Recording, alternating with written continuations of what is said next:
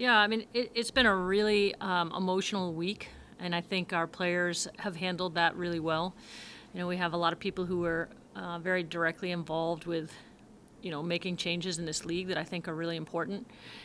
And with that being said, I know it's affected every single team. As far as the match tonight, I felt like it was tough, giving up the deflection early. It sort of is difficult to give up a goal that early, but I thought our team bounced back well. I think the things to take from this game were that we really had a lot of fight in the end of the game. I thought the people who came into the match really did a good job of sustaining pressure and creating pressure, and were game changers.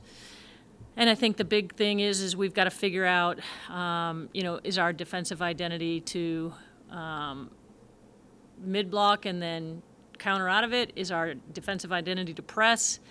And obviously you give up something different with each of those. And that's, I think, where we are right now, is figuring out what is the best solution for this particular group. All right, we're going to go to Julia Pope first. If you have a question for Becky, use that raise hand button.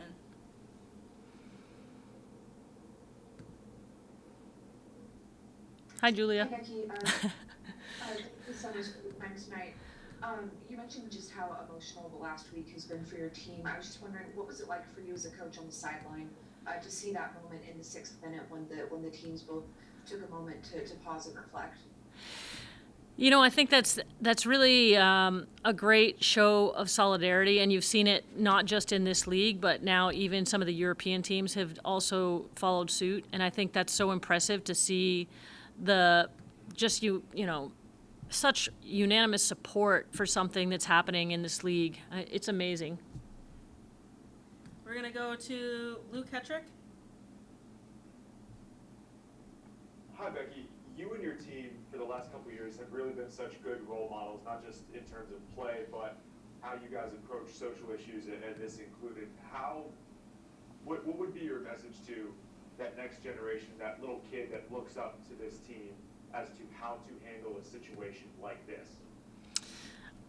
I think what's been impressive is that, these women have really worked hard to find their voice, and not only to find their voice, but to enact change from that.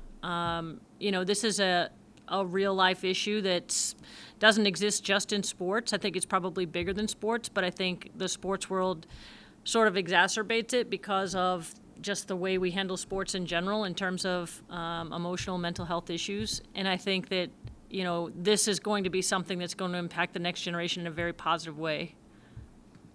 We're going to go back to Julia. Becky, you mentioned that you feel that you're still trying to figure out what the solution is for this team defensively. With only 3 games left in the regular season, how do you handle that when you have, such a short stretch of games left ahead of you?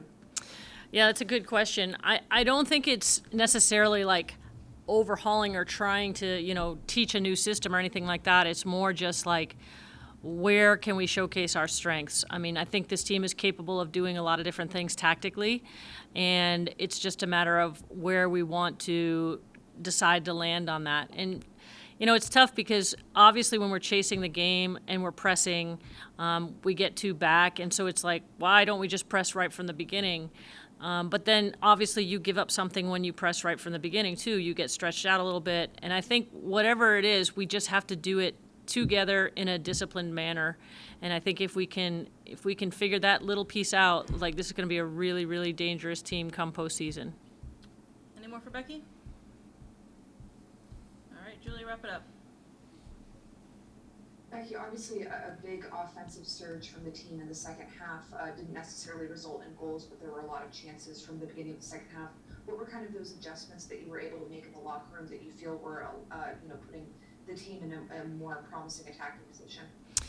I think we just decided to apply pressure a little bit higher, and I think once we did that, that became a little bit difficult for them to handle. And I think they gave us the ball back in higher positions, which, we were able to take advantage of that. Unfortunately, not necessarily finish early in the second half, but then as the half went on, we were able to.